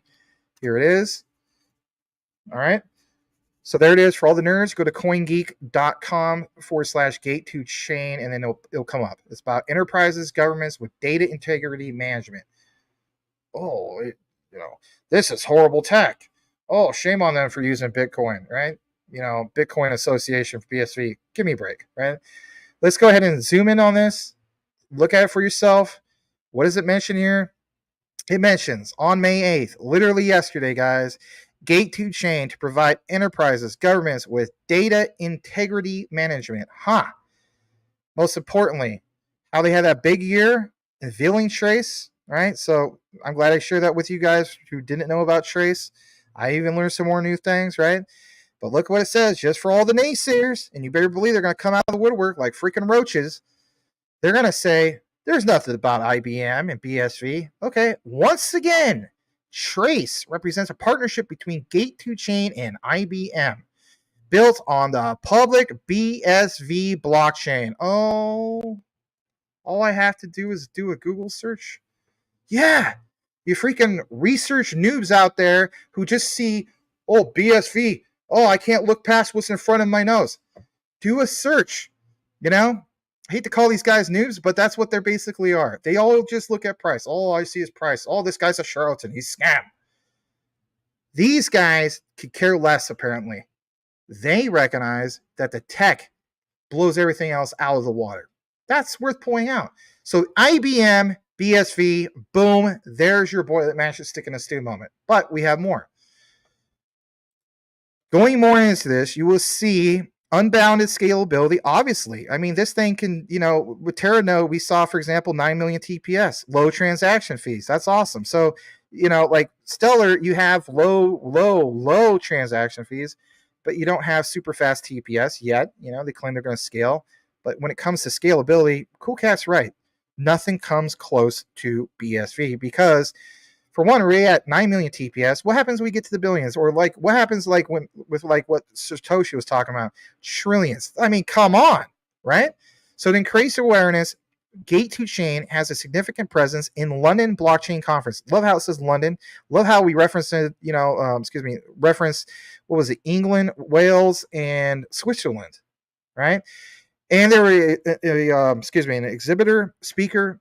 They also sponsored a pre-conference dinner with the ingredients of the meal, all twinned using Trace. Like, I guess they're trying to showcase this. And then once again, a video. And what's it say? GATE2CHAIN and IBM want to put the world on chain. With what? BSV. Because it even says Bitcoin protocol right here. Right here. As a system. Fiat uses only. No native token, no minor fees, no price volatility. When we talk about volatility, understand that we're entering into the next stage. Okay? So I'm going to go ahead and I'm going to play this. I can play the whole thing because this is 30 minutes. I'm going to bring you here. This was posted 1 day ago, guys. 1 freaking day ago. GATE2CHAIN, IBM, put the world on chain with Trace. We're going to show this little intro. I'm going to skip forward because I don't want to get to the whole thing. But listen to this. This is really cool. Who's this lovely, good-looking lady? Well, basically speaking, it is... Well, she does introduce her name. Jessica Jean, if I pronounce that right. That's who it is. Listen to what she has to say. She's going to introduce this, just in case you never heard this before. Here we go.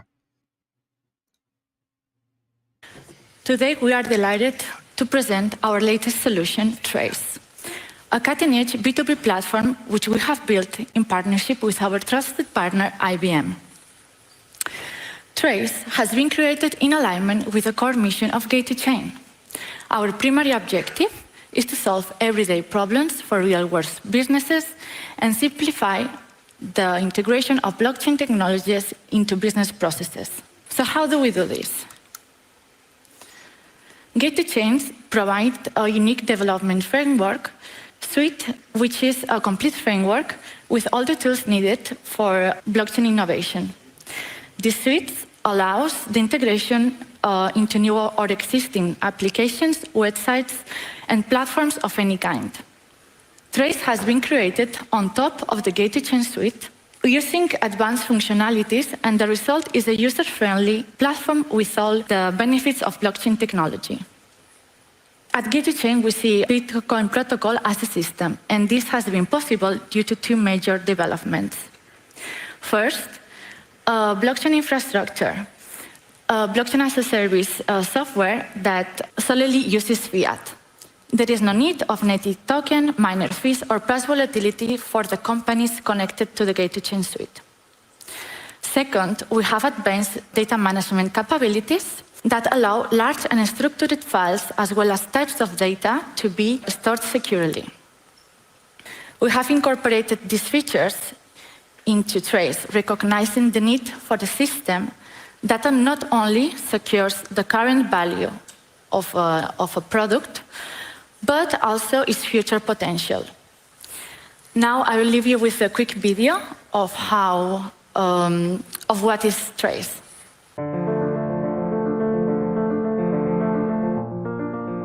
In a world where billions are lost to counterfeit goods and theft each year, and a world where provenance of products and supply chains is mission critical, what we really need is certainty. Certainty that the things we buy are real, and ownership is guaranteed. Real value around real products for real owners. GATE2CHAIN's Trace platform provides certainty, securing ownership, authenticity, and provenance in a way that, until now, was not possible. Trace delivers secure, immutable control of products, cars, artwork, jewelry, anything you can imagine. It integrates seamlessly with existing management software and is powered by the most advanced blockchain technology. Trace brings certainty. Trace adds value.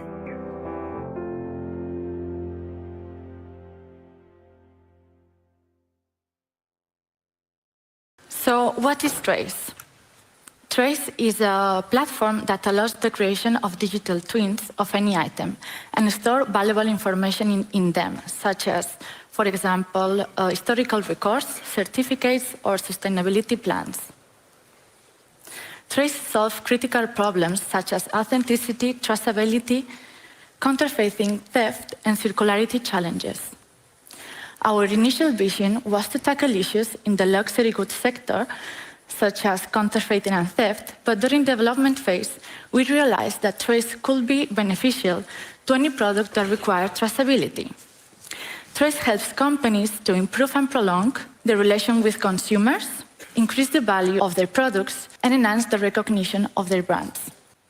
We believe that it is important to create a record for life for products and showcase their journey over time to secure their value. This is possible with digital twins. An unbreakable link between the original product and its digital twin provides the certainty of ownership. Here there is a real-life example taken from the fashion industry.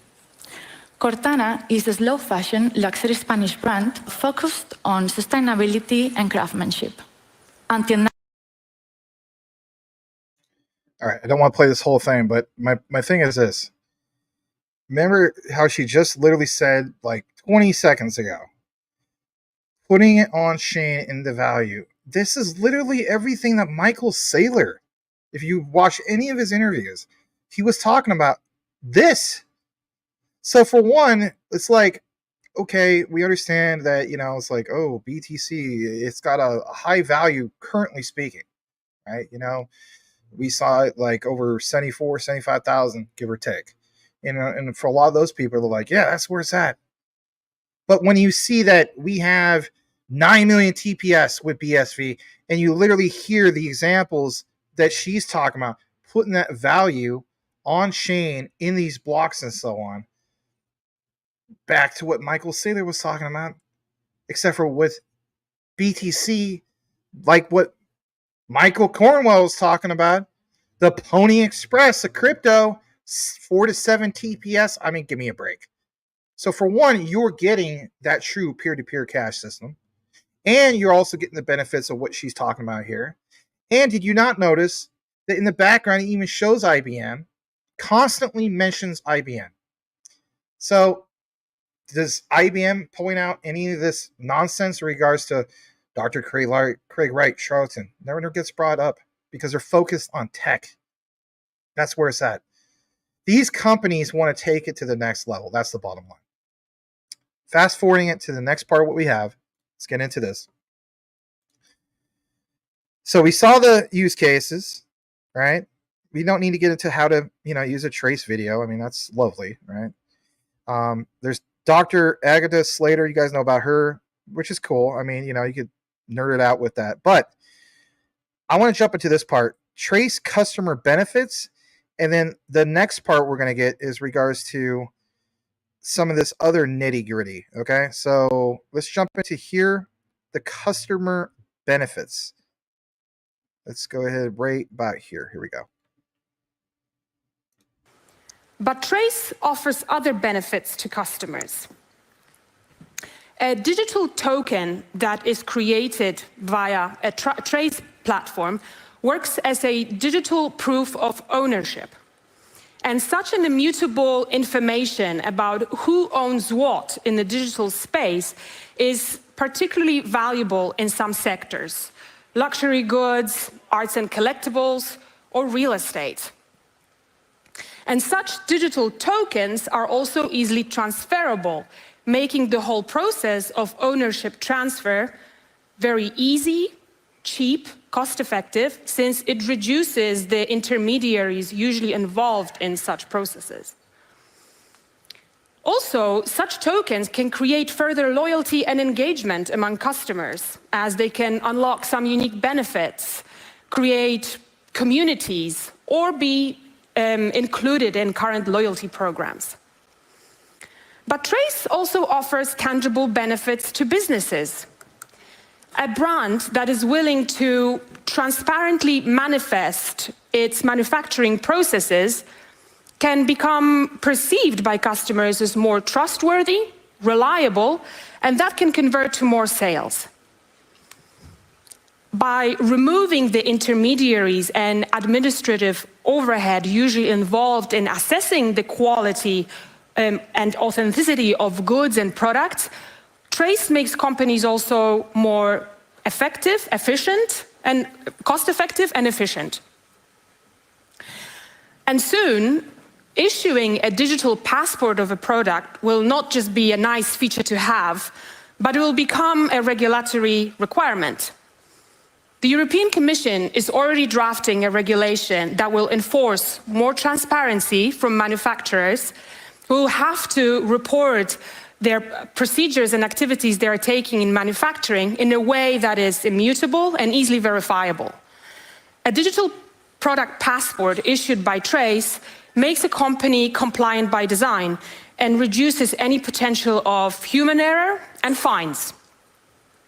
And last but not least, a digital history of assets and a digital record of any events that are happening in a supply chain can boost the relationship between business partners in a supply chain by removing potential disputes and discrepancies of everything that is happening along the way.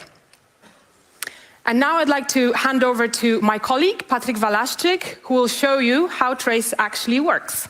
Thank you.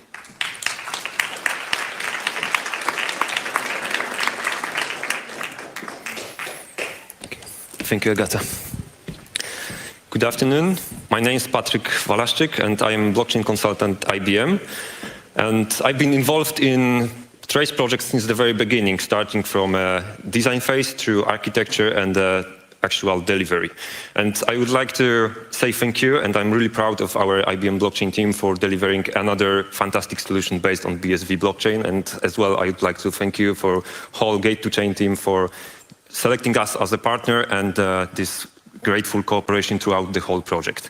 However, going back into a Trace platform, as Jessica said in the very beginning, Trace platform is not a standalone application. It's a part of a broader product portfolio of GATE2CHAIN, and it is also integrated with some tools from the GATE2CHAIN suite which already exist. First of all, it is using wallet infrastructure and the Metanet trees. The wallet infrastructure, GATE2CHAIN wallet infrastructure, is actually a robust platform which offers us a possibility to create and manage digital wallets within the blockchain environment. And the Metanet trees are a groundbreaking data structure protocol, and this protocol allows us to encapsulate a vast amount of data into transactions, making it, providing us integrity and traceability on the blockchain. However, from a perspective of the users of the Trace platform, the most important is simplicity. And to guarantee this simplicity, the Trace platform offers the set of APIs, which could be used to seamless integration with the ERP and the CRM systems, enabling the creation and updating of digital twins. On the other hand, Trace platform also offers a possibility to integrate with some consumer applications. And it is crucial and important part because for the end users, they would like to see the products they are going to track inside some application which is offered by the manufacturer or the company which products they are going to use. Which means that with the use of these APIs, the Trace platform could be incorporated into currently existing applications offered by the industry leaders and the manufacturers who are offering the products to the customers. And with this integrated approach, the application acts as a central hub bridging the gap between the business system and consumer applications. And this is especially important because this provides us the possibility to ensure that the data flows is secure and it is smoothly providing us the trust and transparency to the whole ecosystem. But now, I would like to introduce you something that most of you probably is waiting for. So what actually the Trace platform does. So Trace platform is going to be offered as a software as a service, but it's actually already offered as a software as a service, which basically means that the only thing you have to do is to register your account, pay for the subscription, and you can start using it. When your account has been created, then you can go through the application, log in into that, and when you get in, then you will be you will see some dashboard which is presenting you the basic information about your Trace platform instance. On the All right, so I want to point out, because I mean, we're not going to play this whole thing because I don't want to make a 2-hour video. So, luxury items, okay? Like I pointed out in the live chat, some of you guys are watching this and recorded, you don't get that. But the point is, luxury items. Now, I'm personally invested, obviously, into LCX, the Liechtenstein exchange, Jawohl, right? So, the key thing is understanding that, wow, what they're describing here, luxury on chain, LCX is all over that like Augustine Carstens on cake, right? My key thing is understanding there is so many different utilities and luxury items, real world assets, all this stuff, of all this other stuff that we talk about all the time, and it falls under that umbrella of what Bitcoin has, BSV, original Bitcoin, okay? So it's like, wow. You know, I will agree with Cool Cat. It's like when you talk about Web3, you know, Bitcoin BSV associate is Web3. So I'm going to fast forward to the last part of this before we wrap it up. And yeah, this is really cool. I mean, and you know, this whole notion that, oh, you know, IBM and BSV is not there. How many times do you see these guys from IBM? Literally, it labels them just in case, you know, for some of the people like, oh, I want more proof. I don't know who these guys are. I want proof. How many times do you see those IBM references and so on? So, yeah, the chosen one clearly is BSV for IBM. Absolutely. Let's go ahead and full screen this. Let's jump into this last particular part in regards to the last part of the walkthrough. All right. Let me see here. Yeah, this is just where he's wrapping it up. Here we go. Thank you.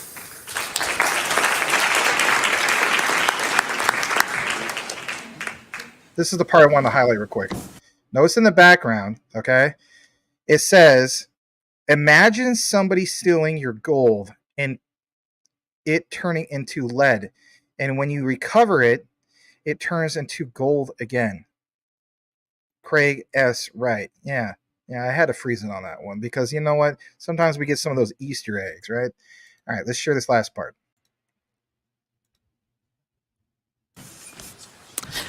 So, as a closing note, let's think about a recent incident that happened last year in Ibiza. A Richard Mille McLaren Formula One watch worth 1.2 million was stolen whilst the tourist was walking on the street. Imagine that this valuable watch had a digital twin, which of course contains the information of the owner. Then the robbery could have been stopped, as the thieves would have had a hard time trying to do anything with it. Like, for example, selling it on the secondary market. With a digital counterpart, a successful theft could be turned into a pointless act. This quote from Dr. Craig Wright inspired GATE2CHAIN to build Trace. We invite you to visit tracedpp.com to learn more about how Trace can revolutionize your business. Thank you for your time and attention.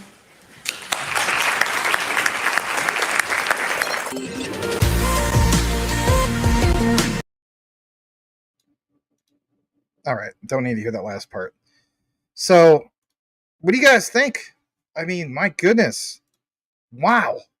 You know, if that doesn't instill confidence in regards to what you hold for Bitcoin, BSV, then I don't know what to tell you.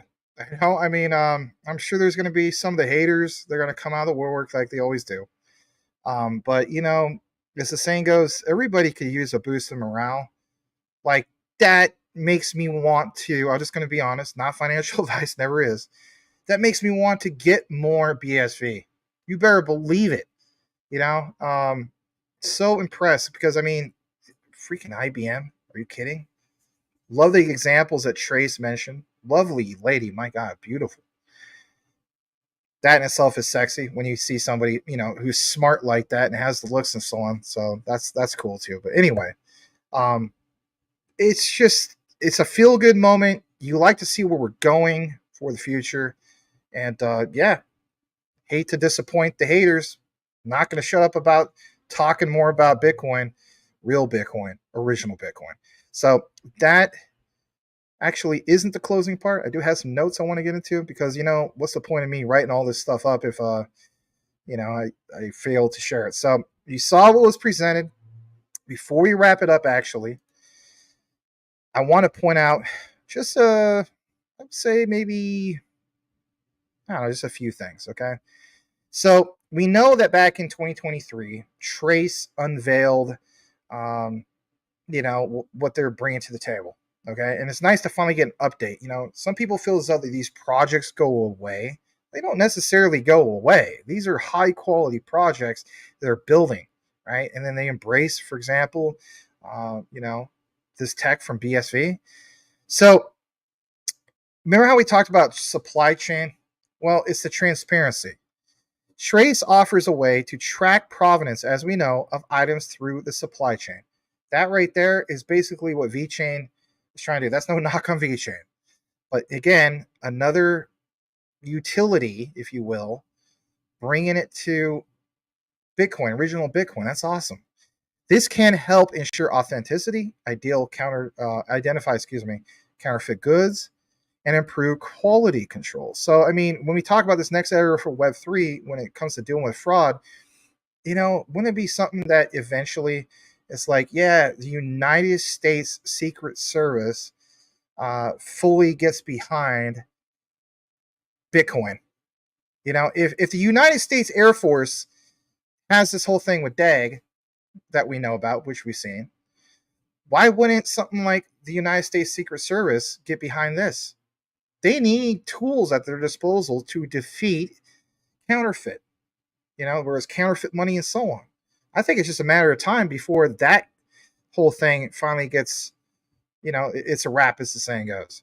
So that's cool, being able to identify counterfeit goods and improve quality control. All right, so Trace, leveraging the public BSV blockchain, known for its scalability and, of course, low transaction fees. I mean, come on. Terranode in itself, last test was 9 million. Probably see it go up here soon. But it could make it a more viable solution for businesses compared to other blockchains. That's a competitive edge. Absolutely. About partnership, well, this collaboration between GATE2CHAIN, a company specializing in supply chain solutions, and IBM, as we know as the tech giant, could bring greater adoption and legitimacy to Trace. I think you already see that. I mean, come on, it's IBM. Right there, that's all anybody needs to hear. IBM, involved with Trace, involved with Bitcoin BSV, you're good. For some people, that's good enough. I'm one of them. All right, let me give you a breakdown about the implications, okay? So GATE2CHAIN, Trace has the potential to be a game changer, of course, for them, establishing them as a leader in blockchain-based supply chain solutions. That's a win. What about IBM? Because, I mean, even though we saw them there, what about IBM? Well, this project in itself allows IBM specifically to showcase its expertise in blockchain tech and its potential applications in the real world. I'm telling you flat out, BSV is the chosen one for IBM. I think it's obviously clear at this point. We also seen IBM with Stellar, and I think that's all there. Obviously, it's Cspr, but guess what? Do you notice, as the saying goes, the quality over the quantity? It's not that IBM is just, putting themselves out there and everything. No, they are hand-picking ones that stand out. So yeah, kudos to Cspr, even in that regard. But that's generative AI, and that's not the subject of tonight, and especially when it comes to AI governance, I should say. Back to BSV. Increased adoption of Trace could lead to wider use of BSV's blockchain. That's a win. We want to see that. And of course, it could potentially boost its value and reputation, especially with all the negative press that's happened in regards to Dr. Craig Wright. Overall, as we know, Trace represents a significant development in using blockchain tech. It will improve supply chain transparency. You already saw that in those examples of the video we just shared. But more importantly, the success of Trace could pave the way for wider adoption of this tech in the future. And with that also said, glad to bring it to you guys, because guess what? We all need to understand what we hold and not get flooded out like, oh, these guys are saying this in the comments. Forget what the guys are saying in the comments that want to just be haters of it and so on. We all got to take the deeper dives into some of this stuff and realize on the back end of things, it's just that. The back end of things is showing that there's companies like Trace. They have big updates. They are using the tech, and they could give two you-know-whats about, oh, Dr. Craig Wright, he was over in England and so on, and all this bad negative press. No mention of that. Focus is on what, though? The tech. Luxury items put on chain, real-world assets put on chain, solving real problems with real use case, defeating counterfeit nonsense, mumbo jumbo. That's value. That's tremendous value. So that concludes the Bitcoin BSV coverage of the night. It's been an absolute pleasure bringing it to you guys. Shout out to Michael Middleton for giving me some of the references, and also shout out to Digital GG for some of his sideline reporting. If you want to be a sideline reporter of this channel, give me a follow over on the X platform. Thank you so much. All right. What we're going to do now is turn off the branding. Let's kick it back to the comments. I saw that John Francis is here tonight. I want to give a big shout out to him. I have been waiting, my friend, waiting for a funny thing. Some of you guys, I don't know, I might lose some subs on it. It's just funny, okay? I'm not so much of a prude. It's a little bit risque, okay? I already shared this with Michael Cornwell. I already shared this with some of my other friends. If people take offense to this, then you're part of the problem with cancel culture, okay? All right? I got to double check, though. Sean Francis, I've been waiting to see you in the comments because you're always telling me, Max, you have the meats. I'm going to buy you Arby's t-shirt. You have the meats. That's what you said, right? So we're just going to double check real quick that Sean Francis is here. Like the song, will the real Slim Shady please stand up, right? Will the real John Francis please stand up? You probably were like, what the heck, bro? Why are you singling me out? I've been waiting for you to come back, and I saw you in the comments. So let's see. I got to see you comment, John, if you're still here. I got to see you comment. Let me see here. You were here earlier. So I don't know if you're still here or not. If you're not, if you went away, then I'm not going to share it. I'm only going to wait until you're here because it's more, you got to be here. Okay? It's a funny thing with Arby's. It's absolutely hilarious. Okay. I'm just going to be honest, but it's a little risque. Okay. So let's give him a chance to comment. If we see him, cool. And then if we don't, we'll save it for a different time. All right, let's get back into the comments, the last bit of comments before we wrap up the show. Let's see what any questions or concerns you guys have. It's been a pretty decent show. We're approaching 2-hour mark, right? All right, let's see here. Okay, so you guys are welcoming each other. Hey, there's Blackwood in the house. Blackwood, Inglewood, all up to no good. Anyway, good to see you, buddy. Yes, cheers to you as well. WF Capital's back. He said, it's funny. All right. Danelle spreading all that love. Good point. All right, let's go further down. Nomad, thank you for being here. Velo, thank you so much. I think I already highlighted some of these before. So it was included in the mix with the the Derec Alliance. So we covered that at the beginning. If you missed it, G, you can go back on that if you want. Dennis Leal, this is at 7:30, so not too long ago. Just watched a video with Michael Saylor, and the logo behind him on stage was the BSV logo, a Bitcoin symbol standing straight.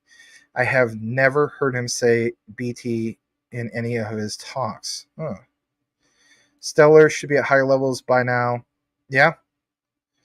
I think it will be when we get that full Protocol 21 upgrade, which is Protocol 21 is Sorbonne. Okay. So that's an old comment from Sean Francis. Got to get a more newer comment. Her voice would be awesome. I'm sure it would be, Anyway. Saying Star, welcome. BSV has the potential to bring BSV blockchain a tsunami of institutional investors. I think it's already happening, but yeah, I would agree with that. What's the ticker? I think you're referring to Trace, which doesn't really have a ticker, right? But that's okay. All right, let's go further down. Unless I'm missing something, I don't think it does that. So those examples we used earlier was saying that it doesn't need, it's like it doesn't have a token. All right, let's go further down. Let's see what else you guys have. Where do you guys buy BSV? Well, you could ask some of these guys where they get. Some people get from, was it buybsv.live? If you do the whole VPN, you can go with obviously KuCoin, but just go to CMC and you can see the different markets that's at and so on. So, yes, big shout out to Brother Rue. Let's go further down. Dennis Leal at 804 says, which is not that long ago, any industry, no monopolies in any industry, and I will bet on projects connected to IBM. Yes, I am too, brother. Many projects will do well and can clearly see the IBM connection. Thank you for that. Yeah, Rockwell, that's right. Great for BSV. Easiest way probably is, buybsv.live, but I mean, for me, I still use KuCoin. I don't know. People told me, they're like, man, you got to get stuff off of KuCoin because of the whole thing, that notice that was released about a month ago in regards to, I guess, the U.S. government stating like anybody that's doing that, trying to find other avenues to get around it. I don't know. From my interpretation, I still don't see it being a problem because it's not like I'm trying to purchase fiat. No, it's literally like you should be always able to send from one wallet to the next to swap. Come on. Talk about decentralization. That would be overreach. Cool Cat. IBM is involved somehow with Cosmos 2. That's right. You are right about that. That's a good point. XLM. Absolutely. Just give you a heads up, Cool Cat, I don't know if you saw that last time I had, Investor Place coverage. So Luke Lango, Charlie Shrem, and all those guys from Investor Place, they're really, really big on Cosmos. They feel very strong about it and so on. They're probably one that ends up biting me in the butt later on. I'll try to probably get some, like a handful or something. I don't know. It's just, my thing is, I still want to stack more of what I have. I haven't reached all my goals. Obviously, I reached goals like on JASMY, Filecoin, XRP, some of these other things and so on. But, LCX, but it's hard to own a big stack of everything if you're into like 60 projects, right? It's a lot easier. Like, shout out to Will Fix. Like, he's into like roughly 10 things, but man, he went about the right way. Like he just stacked the living hell out of it during like 2022, 2023, and he's way up in profits. So, if I could probably do it over again, I'd probably go about that way, but it's all part of the journey. We all have different journeys, so I guess I don't really have regrets. Anyway, you missed the days when your BSV was stuck on Exodus. Gave me something to be annoyed at daily. That's funny. That's one way of looking at it, right? All right. John Francis is gone. He left. Scam. All right. Well, type in a number 1 in the chat if you want me to just go ahead and share the funny thing about Arby's with you guys before we wrap it up. Or number 2, if you rather just wait for when John Francis is here before we wrap it up. Okay? Gotta have some fun. It can't just be nonstop crypto talk and so on. This is borderline degen, right? But, some of you other guys point out the whole thing about, Max, you bring the deep dive research.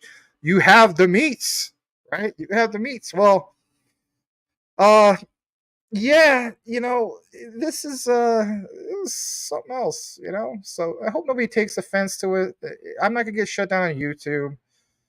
There might be a couple prudes out there like, oh my God, Maximus posted that. I'm gonna unsubscribe. Well, it's just, come on, it's kind of funny. All right, so clearly number 1. All right, so we got 4 number 1s. That's enough. So let's have a good laugh for a change, okay? Here we go. All right. Michael Cornwell's already seen this. I think Edward Vincent already seen this. A couple of my other friends already seen this, right? We all know about Arby's, guys. Let's go ahead and share this. Oh dear Lord. All right. Here goes. Here goes nothing.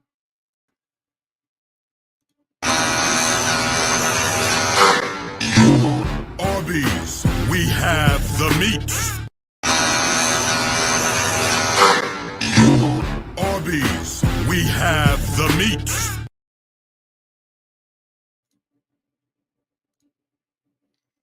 What the hell, right? Right. Yeah. We have the meats. I mean, if you want to share this with your broskies and so on, I'm going to drop it down in the comments. I already shared it with a couple of my friends like on Facebook. So, oh, dear God. Right. Anyway, come on. You know, you'll never look at Arby's commercial the same way ever again. You guys always tell me, Maximus, you got the meats with these deep dives. So I really wish John Francis was here, but you know, it's all right. When he comes next time, can you guys do me a favor when he comes next time? Say, you know, hey, John, stick around. Hold on, man. You know, Max has got a little present for you. John Francis, he has the meats. Yeah, no kidding, right? Anyway. All right, guys. I love you guys. You guys are awesome. Know what you have, know why you hold it. As the saying goes, the research trumps flood 110%. 4 days in a row, right? Let's get back on the track of things. I may possibly be here with you guys over the weekend. I may possibly be here with you guys tomorrow. I don't know. I kind of getting back to the swing of things, which is cool. I love hanging out with you guys. There's times in which, you know, depending on the market or depending on what's going on, like, you know, if I got other plans and so on. But I'm open to the idea of either being here tomorrow, maybe Saturday, possibly on my birthday on Sunday. If I don't see you guys on Sunday, I just want to wish you guys all a happy Mother's Day. You know, my mom, of course, passed away 5 years ago and so on. But if you guys still have moms that are still alive, hey, you know, if you have a good relationship or whatever the case be, I'm not trying to get too personal, you know, tell your mommy you love them, you know? So my birthday is on May 12th. And then, you know, I'm thinking, you know, like Rue Black, he did a show on his birthday.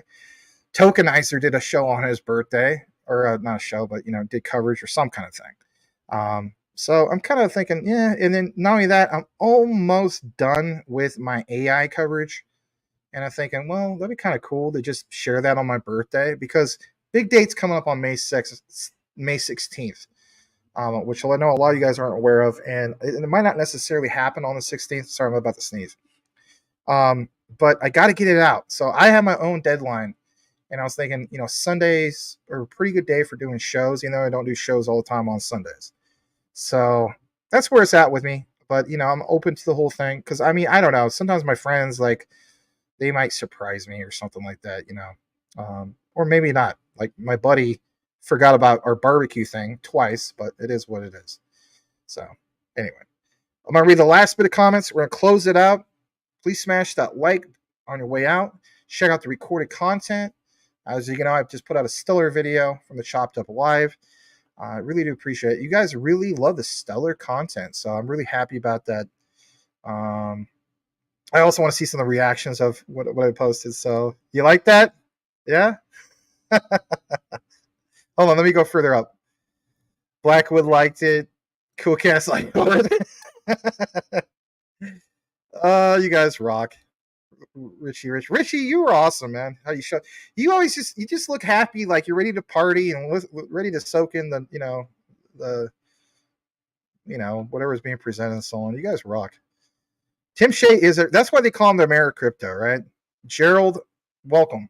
Guys, welcome Gerald, right? All right. River, gonna make me a sandwich now. Did you see that? Oh, that's funny. All right. Your best friend is May 12th. Mine's oh, cool. Well, yeah, I'll be 43 on Sunday. I don't mind telling people that's, you know, the old partner, you know who he is, right? Let's not get too much into him. He always would mention, like, you should never tell anybody your age. Like, who gives a crap? You know? Tell anybody my freaking age if I want to tell them my age, right? We're going to play this one last time. This is for John Francis, just in case he tunes in. Let's play this, and then we'll play the outro. Here we go.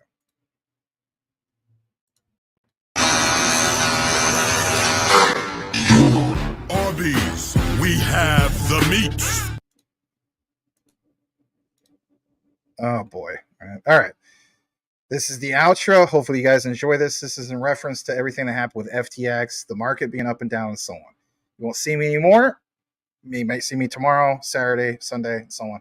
Guys, smash the like, share the program, especially on X. Thank you so much for tuning in. Always appreciate you guys.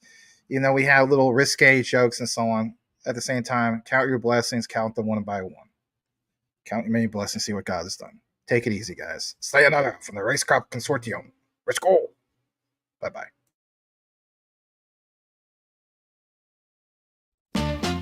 Standing on the corner, stopping, just driving some of the hottest cars New York has ever seen. From dropping some of the hottest verses rappers ever heard. From the dope spot with the smoke, fleeing the murder scene, you know me well. From nightmares of a lonely cell, my only hell. But since when y'all brothers know me to fail? Heck no, we're all my brothers with the rubber grips for shots. And if you with me, mama, rub on your tits and whatnot. I'm from the school of the hard knocks. You must not let out